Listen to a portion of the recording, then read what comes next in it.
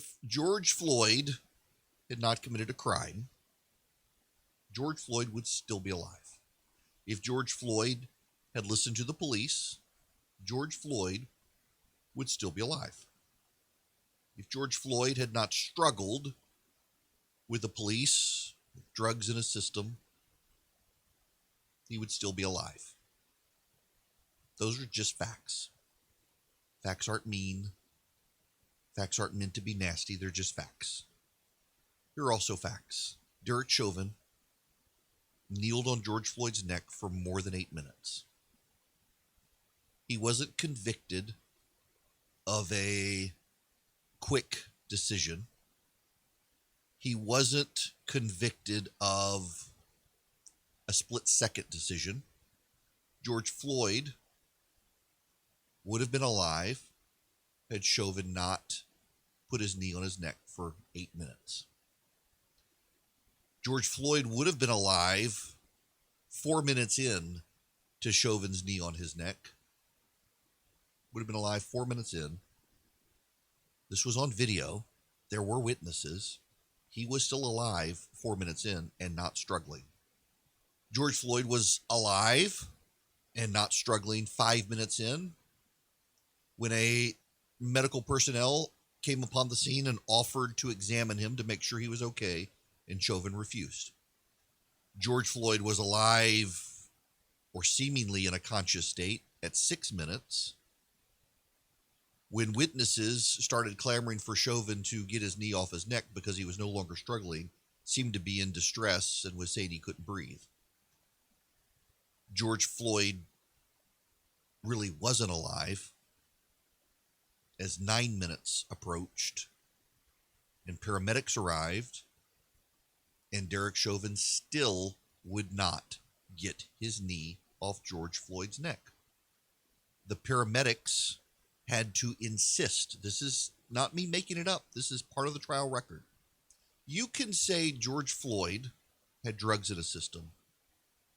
Maybe he died of an overdose. The jury disagreed. You can listen to the defense cross-examination and the defense, and you can say, well, he had drugs in his system. You can argue about oxygenation in his system. You will note that there was actually pretty damning information about the blood oxygenation level in his system from the prosecution, but the prosecution had screwed up and didn't give the information to the defense. We know it was not the rosy scenario the defense painted because of what we saw and the jury did not see, and yet the jury still chose to find him guilty. George Floyd would still be alive if George Floyd had not committed a crime. George Floyd would still be alive if he had not struggled with the police. George Floyd would still be alive if he had not tried to resist arrest. George Floyd might be alive had he not had drugs in his system. George Floyd was alive 4 minutes and 30 seconds and 5 minutes into Derek Chauvin's knee on his neck. It is not condemning police to say Derek Chauvin was at least guilty of manslaughter. It is not an attack on all police to say there was one police officer who shouldn't have done what he did. And screw you if you think you need to be involved in some sort of tribalism where you're forced to take one side or the other because of your politics or ideology. Yeah, I just said that. And I stand by it. Facts still matter. Facts matter way more than what side of the aisle you're on. Facts matter way more than whether you're for Black Lives Matter or for all Blue Lives Matter. Facts matter way more than what you think. And I'm kind of appalled by people on both sides who've decided I've either got to take one side or the other. I can't look at the facts myself and make up my own damn mind anymore. I got to figure out, what's the memo from my side? Let me see what my side says. Oh, my side says because the other side says this is bad, I've got to say it's good. Oh, they just decided it was good too. It must be bad. George Floyd would still be alive had he not committed a crime. George Floyd would still be alive had Derek Chauvin taken his knee off his neck 4 minutes in. If frogs had wings, they wouldn't bump their butts as they hop around the ground. But you know what? They don't. We have to deal with facts as they are. And the facts as they are is that the jury did not deadlock and the system worked and Derek Chauvin was found guilty. Was the jury bullied? Maybe. There's an appeals process. Let it come out on the appeals process. Dan McLaughlin has this piece at National Review. Every jury trial operates on two levels. There is the serious question of what the verdict should be on the granular details of the evidence, not just who wins, but how much they get of what they are asking, and the broader risk of the jury doing something bizarre or unpredictable. In the Derek Chauvin trial, the serious question was whether Chauvin was properly guilty of manslaughter or of second-degree murder. Not having followed the evidence at trial in minute detail, I was never going to second-guess the jury on that question. The good news is the jury did not deadlock and did not go off and do something wild. Here's the important point. Juries are often hesitant, and rightly so, to second-guess cops when they make split-second life and death decisions.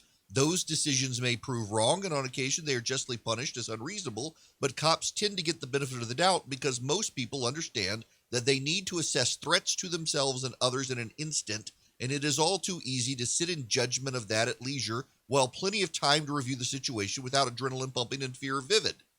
That can even work in the favor of cops in a case such as the Rodney King beating, an obvious overreaction, but one that followed a lengthy high-speed chase that put the cops in genuine fear of death for themselves and others. None of that was on the table for Derek Chauvin's defense.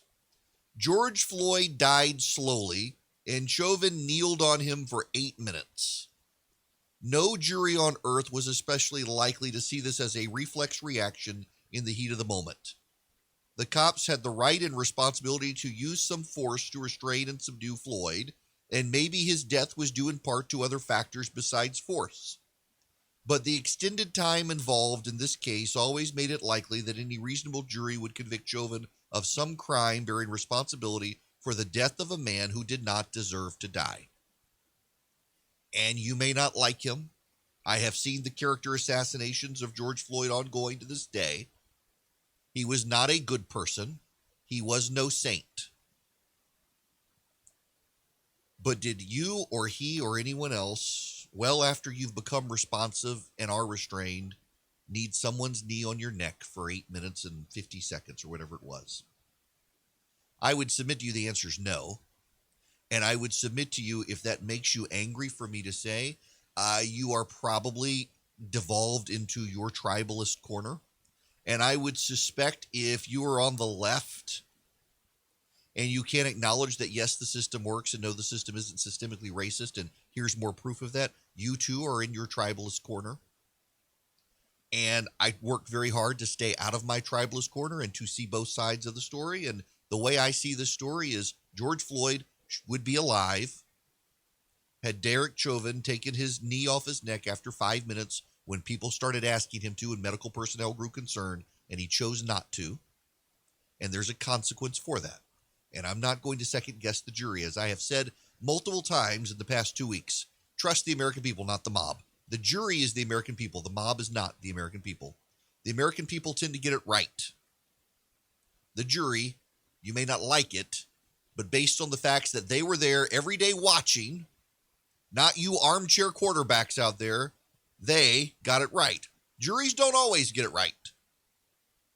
But given the facts of the situation, I would give the jury the benefit of the doubt here that they got it right. And I think the rest of this, the over-politicization of it on both sides, by the way, is ridiculous. But I think more so, I think we've got to acknowledge, and the left will never acknowledge it, that their trial by mob mentality at this point, threatening to burn down America, is going to sacrifice the objectivity of our judicial system, and they themselves are putting our system under strain and calling into question the fairness of these situations. There would be many more people on the right who would be willing to trust the outcome and the jury had they not seen mobs across America threatening to burn America down if the mob didn't get their way.